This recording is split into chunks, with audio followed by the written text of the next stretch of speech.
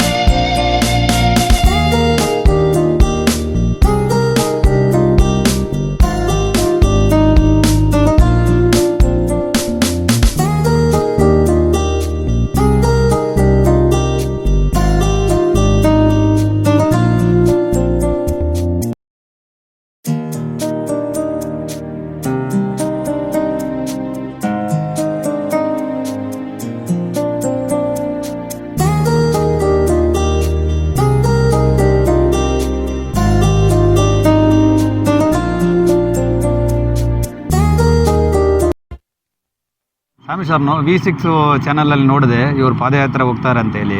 ನನಗೂ ಗೊತ್ತಾಯಿತು, ನಾನು ಇವ್ರ ಜೊತೆಗೆ ಜಾಯಿಂಟ್ ಆಗಿದ್ದೀನಿ. స్వామి శరణం, స్వామి శరణమయ్యప్ప. ఈ స్వామి చెప్పేది ఏంటంటే కన్నడలో చెప్పిండు. బెంగళూరు వాసులు వీళ్ళు V6 టీవీలో మన పాదయాత్ర ప్రోగ్రాం చూసి వాళ్ళు కూడా ఇన్స్పైర్ అయ్యి మేము కూడా పాదయాత్ర చేస్తాం స్వామి అని మమ్మల్ని కాంటాక్ట్ అయ్యారు.